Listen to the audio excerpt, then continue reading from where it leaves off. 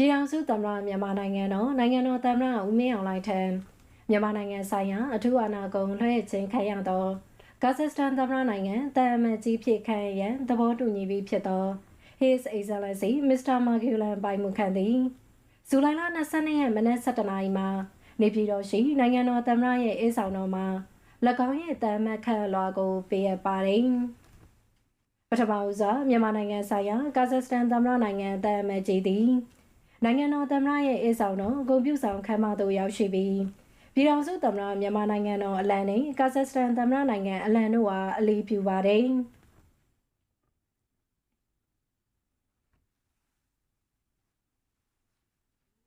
အဲဒီနောက်မြန်မာနိုင်ငံဆိုင်ရာကာဇက်စတန်သမ္မတနိုင်ငံတမန်ကြီးသည်ဂုဏ်ပြုတပ်ဖွဲ့ရဲ့အလေးပြုခြင်းကိုခံယူပြီးဂုဏ်ပြုတပ်ဖွဲ့ကနိုင်ငံတော်တခြင်းများကိုတီးမှုကြပါတယ်။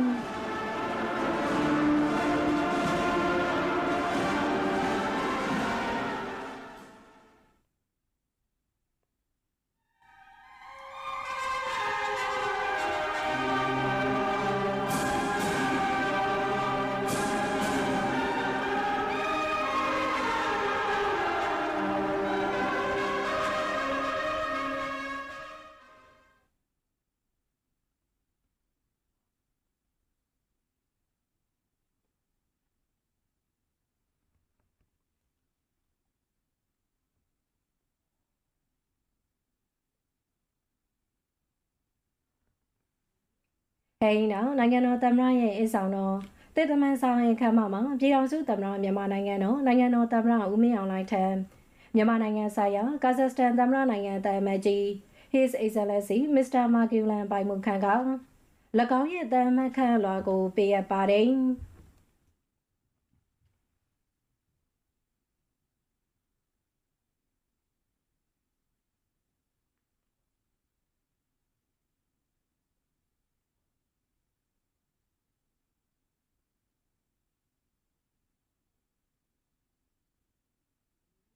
အဲဒီနောက်မြန်မာနိုင်ငံနဲ့ကာဇက်စတန်နိုင်ငံတို့ကြား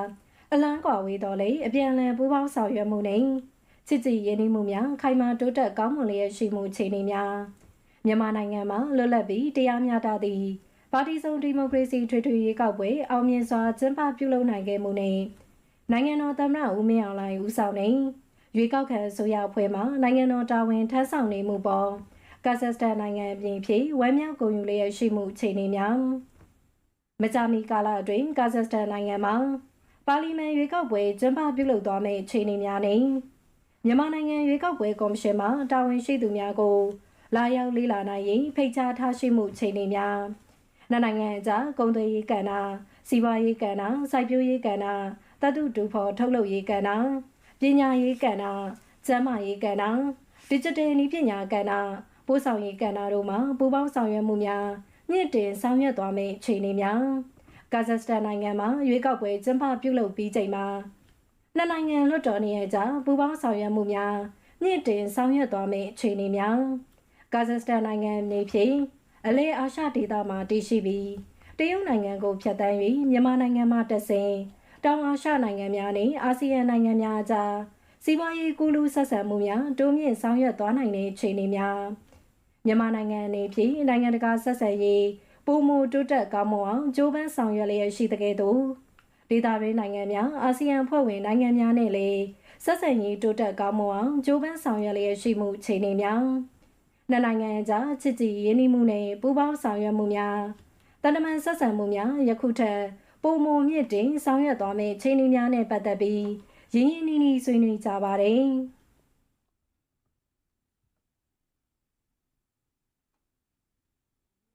တွေ့ဆုံပွဲပြီးမှ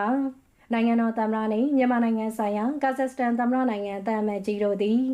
စုပေါင်းမှတ်တမ်းတင်တပ်ပုံရိုက်ကြပါတယ်။အဆိုပါတမန်ခန့်လွှာပေးအပ်ပွဲသို့နိုင်ငံတော်သမ္မတရုံးပြည်ထောင်စုဝန်ကြီးဦးခမောင်ကြီးနိုင်ငံသားရေးဝန်ကြီးဌာနပြည်ထောင်စုဝန်ကြီးဦးတင်မောင်ဆွေနှင့်တန်တမန်ရေးရာဦးစီးဌာနညွှန်ကြားရေးမှူးချုပ်ဦးသက်ထွန်းမြန်မာနိုင်ငံဆိုင်ရာကာဇက်စတန်သမ္မတနိုင်ငံတာမန်ကြီးနှင့်တာဝန်ရှိသူတို့တက်ရောက်ကြပါတယ်။အဲဒီနောက်မြန်မာနိုင်ငံဆိုင်ရာကာဇက်စတန်သမ္မတနိုင်ငံတာမန်ကြီးသည်နိုင်ငံတော်သမ္မတဧကမ်းမဆောင်တော်ဧည့်သည်တော်မှတ်တမ်းစာအုပ်မှာ မှတ်တမ်းတင်လက်မှတ်ရေးထိုးခဲ့တယ်လို့သတင်းရရှိပါတယ်ရှင်။